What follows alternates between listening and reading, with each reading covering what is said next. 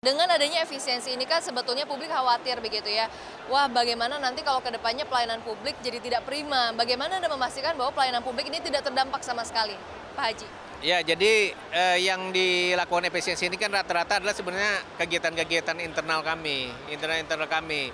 Jadi sangat tidak banyak berdampak sebenarnya kalau dari kami ya, tidak banyak berdampak kepada kegiatan-kegiatan yang sifatnya pelayanan. Pelayanan tetap jalan terkait pelayanan rumah sakit, kemudian pelayanan pendidikan, pelayanan puskesmas, kemudian pelayanan-pelayanan perizinan. Saya kira tidak ada yang dampaknya, tetapi memang kegiatan-kegiatan yang sifatnya seremonial, kegiatan sifatnya terkait perjalanan dinas memang kita harus kurangi dan ya sekali lagi kami berupaya dengan efisiensi ini bisa tidak mempengaruhi terkait dengan capaian-capaian RPJMD ataupun target-target kami. Karena bagaimanapun ini kan menyangkut juga performa kami sebagai leader ataupun sebagai janji-janji politik kami. Dan alhamdulillah ini bisa dipahami oleh kawan-kawan SKPD dan mudah-mudahan kami berharap walaupun terjadi pengurangan tentunya misalnya volume berkurang, misal target jalan harusnya 10 kilo jadi 5 kilo, tapi ini tidak mengurangi makna dari pelayanan kita kepada masyarakat. Saya kira itu mungkin.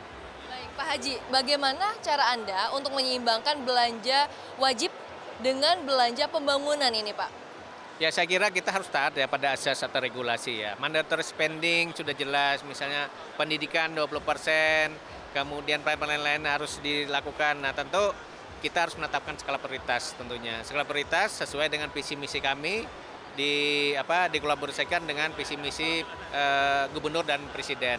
Nah alhamdulillah dengan cara kita menetapkan skala-skala prioritas ini akhirnya kita bisa tetap melayani yang sangat diperlukan saat ini. Karena kita tahu semua pasti membutuhkan, tapi dengan kita menetapkan list-list skala prioritas tadi, maka akhirnya kita tetap bisa melaksanakan kebutuhan yang sangat urgent di masyarakat, infrastruktur ataupun apa yang di masyarakat dibutuhkan. Nah ini yang kita lakukan dulu, baru nanti sisanya adalah dengan kegiatan-kegiatan yang masih mungkin dibutuhkan tapi tidak terlalu urgent. Saya kira itu mungkin. Baik Pak, nah ini dengan adanya efisiensi kan artinya kepala daerah harus punya strategi, ya kan ya Pak? Nah strategi apa nih Pak yang dilakukan di Tabalong untuk menghasilkan PAD baru?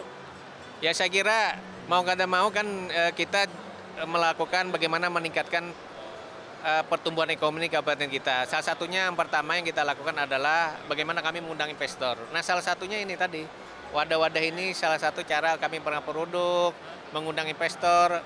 Terus yang kedua kami menyiapkan kawasan-kawasan industri atau kawasan industri untuk mengundang para investor itu sendiri. Nah itu langkah kita. Yang kedua tentu adalah bagaimana kita meningkatkan UMKM. Bagaimanapun UMKM adalah tulang punggung kita. Nah jadi UMKM kita bina dari hulu sampai hilir. Kemudian yang berikutnya adalah kami juga memberikan ada Tabalong Smart, kredit Tabalong Smart ini dengan bunga 0% untuk UMKM. Nah harapan kami dengan demikian nanti pertumbuhan ekonomi akan meningkat, kemudian pendapatan akan meningkat juga untuk kabupaten. Jadi langkah-langkah itu. Selain itu juga kami memang tidak sampai ke arah peningkatan PBB atau apa, tidak. Kami berupaya dan kami tidak ada kenaikan hal itu. Cuma kami berupaya bagaimana nantinya strategi kami sekali lagi dengan adanya investasi yang terus bertambah di tempat kami, kemudian kami menyiapkan UMKM, kami menyiapkan tenaga kerjanya dengan keterampilannya, ini berharap nanti pendapatan kami akan meningkat karena ada pertumbuhan, kemudian juga masyarakat kami tetap bisa berupaya atau berusaha di kabupaten kami. Saya kira itu langkahnya. Target investasinya berapa sih Pak di tahun ini dan sudah berapa banyak yang terrealisasi?